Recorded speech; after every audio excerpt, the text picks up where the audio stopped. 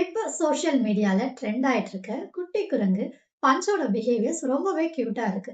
But பஞ்ச எது ரொம்ப ஹர்ட் பண்ணுச்சு?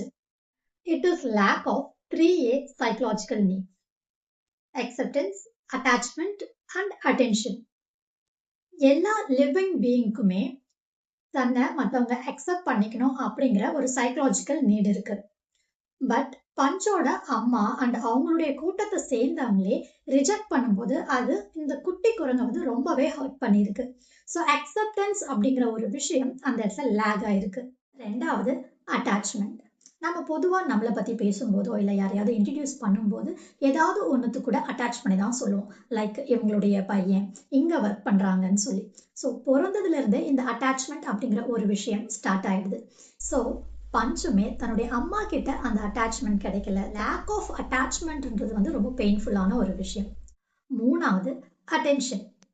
குழந்தைங்கள்ல இருந்து பெரியவங்க வரைக்கும் நாம பண்ற எல்லா விஷயமுமே மற்றவங்க பார்க்கணும் அப்படிங்கிற ஒரு ஏர்ஜ் இருக்கும், எக்ஸ்பெக்டேஷன்ஸ் இருக்கும். எஸ்பெஷலி குழந்தைங்களுக்கு பார்த்தீங்கன்னா அவங்க பண்ற விஷயங்களெல்லாம் மற்றவங்க பார்க்கணும், ஒரு அட்டென்ஷன் சீக்கராக இருப்பாங்க. ஸோ இந்த குட்டி குரங்கு பஞ்சும் அதே தான் எக்ஸ்பெக்ட் பண்ணியிருக்கு. பட் அதுவும் அந்த அவங்க ஃபேமிலியில் கிடைக்கல. அதை எப்படி ரீப்ளேஸ் பண்ணாங்க? பஞ்சுக்கு ஒரு பொம்மையை கொடுக்குறாங்க.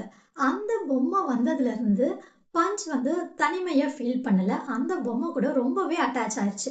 எவ்வளோ நாள் சோகமா இருந்த பஞ்ச் வந்து ரொம்பவே ஹாப்பி ஆயிடுச்சு. ஸோ அட்டாச்மெண்ட் அப்படிங்கிற ஒரு நீடுக்கு டிரான்சிஷனல் ஆப்ஜெக்ட், ஒரு சப்ஸ்டிடியூடா ஒரு பொம்மை வந்தோன்னே அதோடைய கவலைகள் குறைய ஆரம்பிச்சிருச்சு. ரெண்டாவது விஷயம், பஞ்ச கவனிச்ச இன்னொரு குரங்கு அது கூட ஃப்ரெண்ட் ஆயிருச்சு.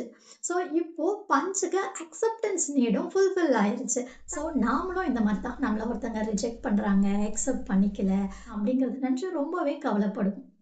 இதுக்கு சப்ஸ்டிடியூடாக என்ன இருக்குது, எப்படி இந்த நீட்ஸை நம்ம வேறு விதத்தில் சாட்டிஸ்ஃபை பண்ணலான்றதை ஃபோக்கஸ் பண்ணால் நம்ம ரொம்ப டிப்ரெஸ்ட் ஆக தேவையில்லை, அதை நினச்சி கவலைப்பட தேவையில்லை.